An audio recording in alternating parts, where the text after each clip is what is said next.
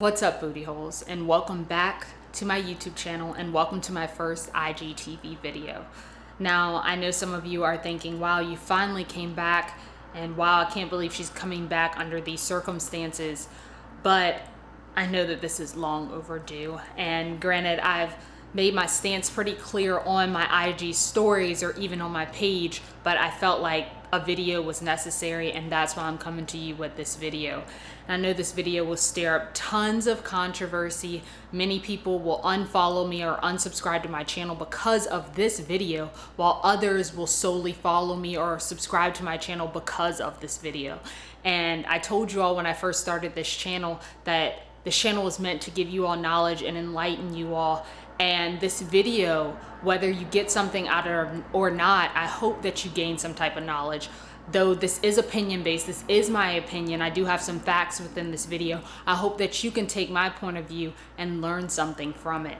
I do a lot of videos on productivity and just lifestyle videos, and I try to spread positivity, but this video is truly to enlighten you all, and I hope you gain something from my perspective. I'm looking down because I have my notebook, I have my points written down because I don't want this video to just be me rambling on, because I could talk about this topic forever. That's why I've waited so long before I actually come into you all to discuss the topic, because I was just so overwhelmed with so many emotions. Granted, I know now that I'm able to feel those emotions and that I have the right to feel the way that I do about this topic and just about this movement. However, I just wanted to come to you all with a clear mind.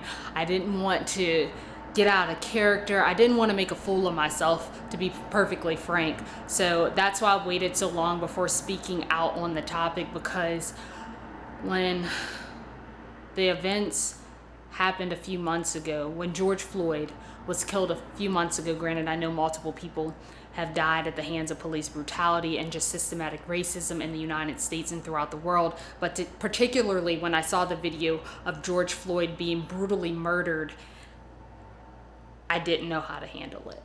And I had a spiral of emotions, and I just needed time. And I think that's okay. So for some of you who may have waited to speak out, or who haven't even spoken out about it but know how you feel within, it's okay.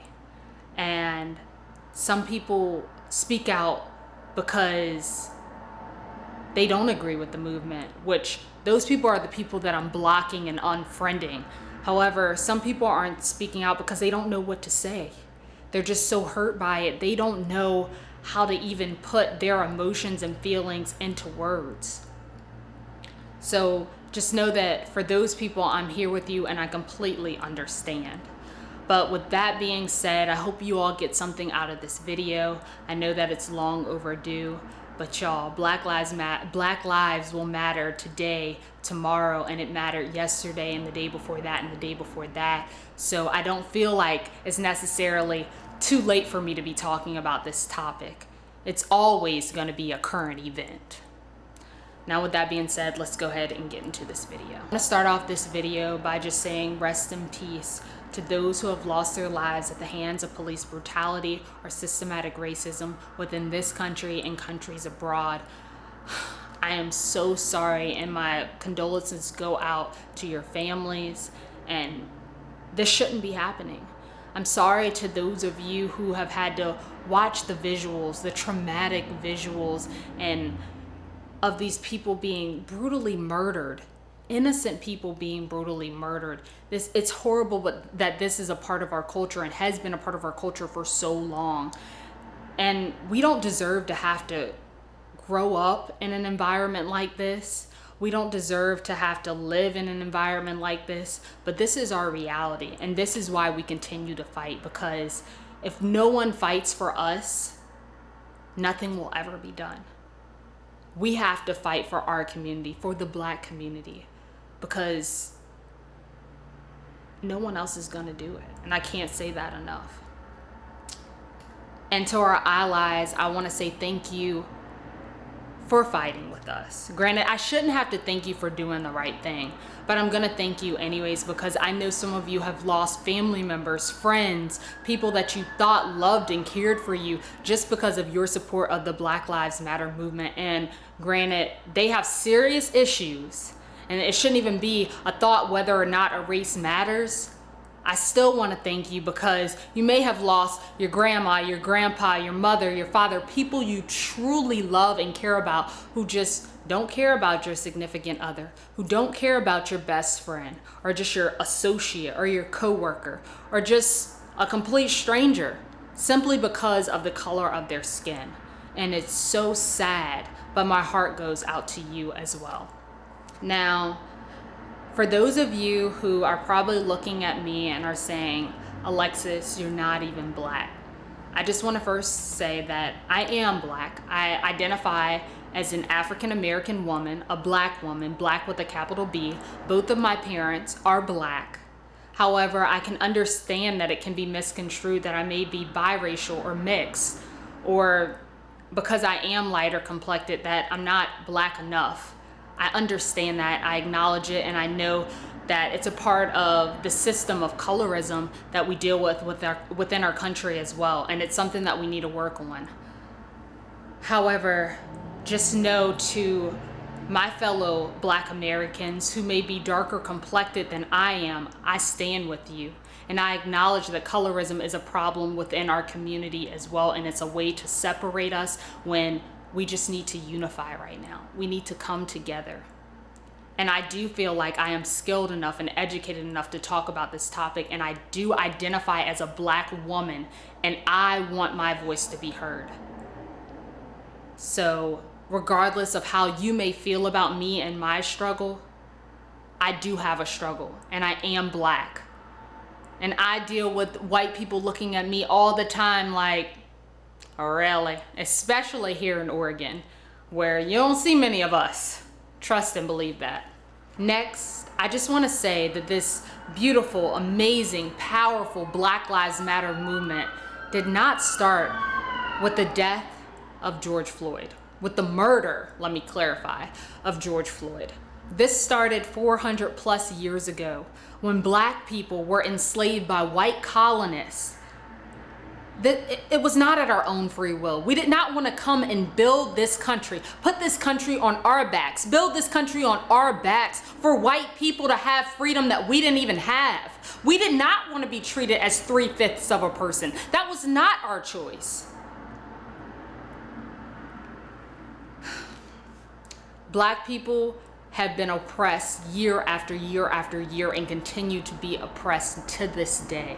It's not about work ethic. I'm so sick of people relating oppression or using oppression as a synonym to laziness, and that's BS. Black people have been oppressed simply because of the color or shade of our skin, and we're tired of it. But we can't stop fighting, because if we don't fight, no one else will. Next, I'm gonna hit on looting. And looting is a big topic to discuss, because it's not just the looting of the Targets and the Guccis and the Chases that you all are thinking about that just happened within the last few months. It's the looting of this country.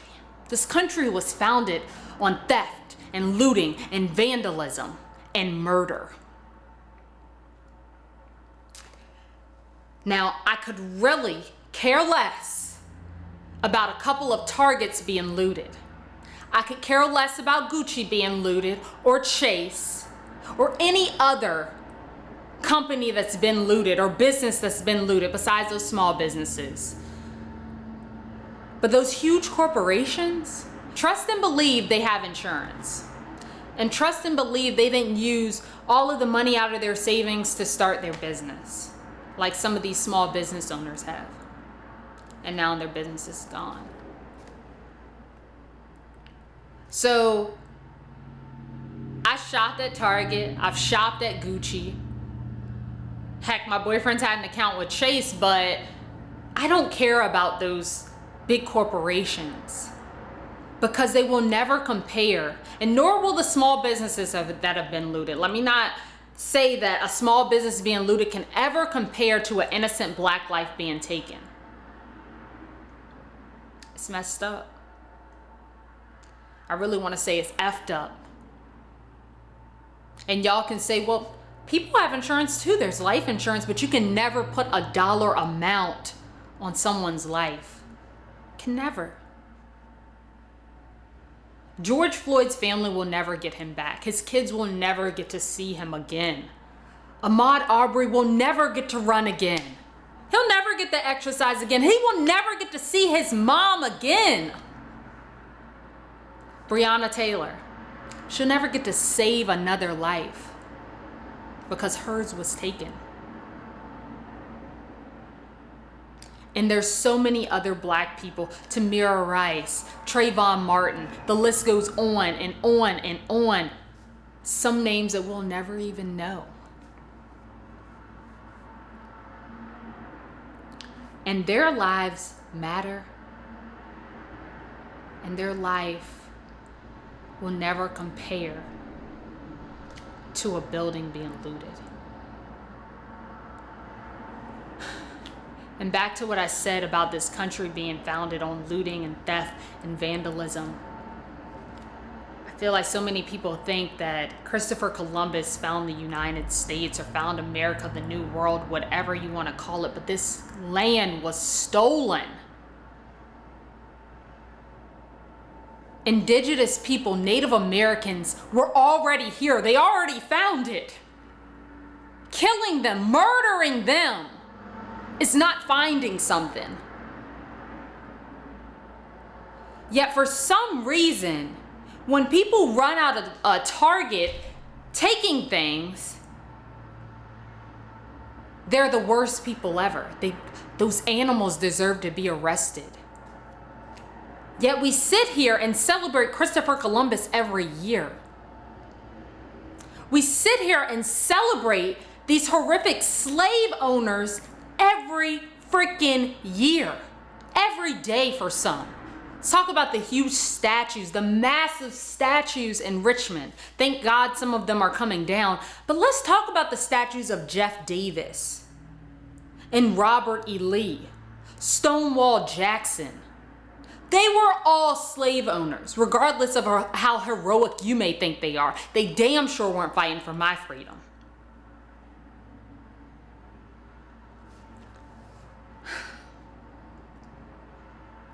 Moving on to looting and theft, it corresponds with cultural appropriation, if you didn't know. So, for those of you white people who think that Kim Kardashian created cornrows, newsflash, she did not. She doesn't need them. You don't need them. There's a reason why braids and protective styles and wigs were created. It's not for black people to be trendy. It's to protect our hair, to protect our strands. See, what you don't understand is having curly and coily hair, moisture, like oil from our scalp, does not move down our strands like it does for a white person with straighter hair. These protective styles were not created for y'all to get on Instagram and take pictures, yet not stand up for black people's rights when the time came, or ever for that matter. You see, I find that so many white people are listening to black music, and I'm not just talking about R&B and rap and reggae music, but I'm also talking about country music. Country music was derived from the blues, black music. See, black people are innovators, and we don't even get the credit that we deserve. For some reason, some of y'all think that Elvis Presley created the blues and pop and all of that, when Elvis just stole it from a bunch of black people. It just behooves me that people are so unin-touch. And then white people tend to fetishize over black men and black women and mixed people. And mixed and biracial people go in a whole different category, but I'm talking specifically about mixed people who are mixed, that are mixed with black. They're fetishized over. White people want to have a mixed child so bad, and don't even want to recognize the fact that half of that child is black. Don't want to stand up for the black side of that child. And that's a problem. See, black people are continuously put down for our features, like our big lips and our big butts and our hips, our big noses, our hair. Yet every time I turn around, I see a white girl getting lip injections or fillers. I see white people getting Brazilian butt lifts or butt injections or whatever else they get implanted into their butt. Then white people getting liquid melanin injected into them, spending hundreds of thousands of dollars at tanning beds, or just laying out soaking up the sun just so you can be a little bit darker, just so you can look like you have a hint more melanin in you. Yet, when it comes to these huge issues, when it comes to the black race, people want to stay silent. And yes, I have a problem with that. This culture would not be what it is, if it wasn't for black people. Like I said before, we are innovators. Yet, it amazes me that we don't own more within this country. We keep getting ripped off.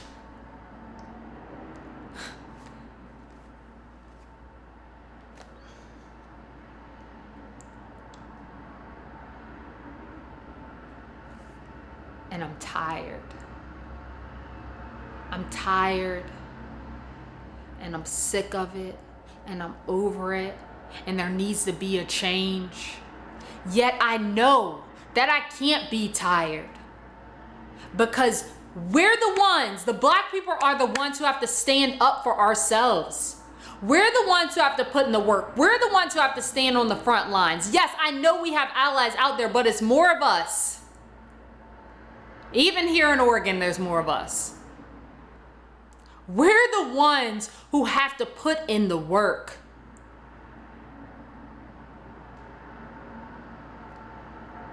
We have to stand for something, because they'll let us fall for anything.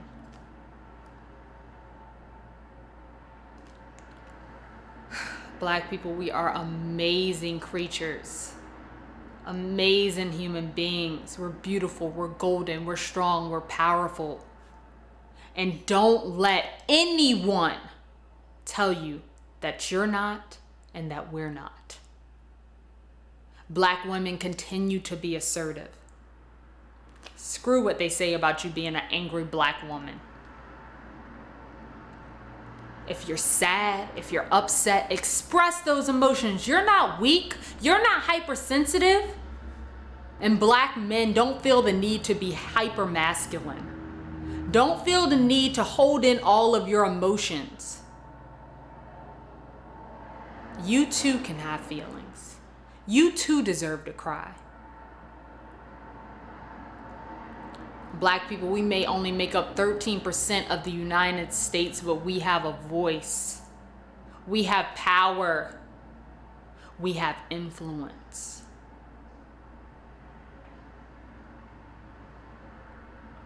Don't feel threatened by the majority.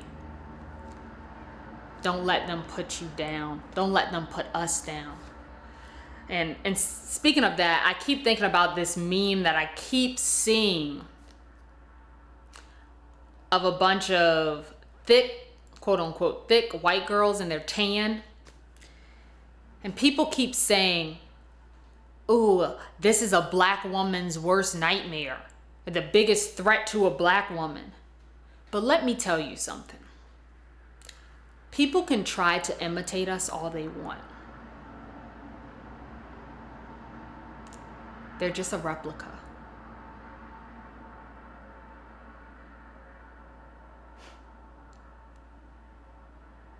They will never be the original. They will never be us.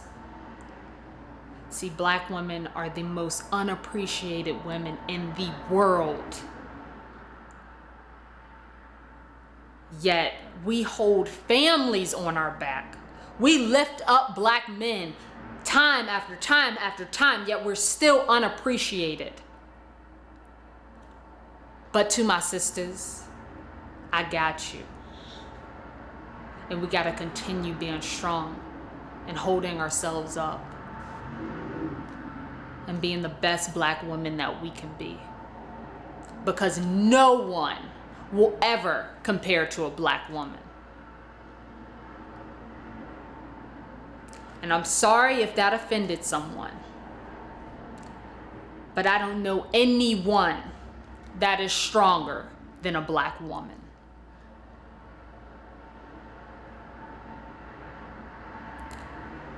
Now, with that being said, I hope that we continue to unify as Black people, continue to push for what we want, continue to push for change. And I know that change is coming. Continue to be strong, continue to uplift one another, continue to speak out, continue to sign petitions, continue to protest, continue to do what you have to do. And we're gonna get through this, as we done got through worse.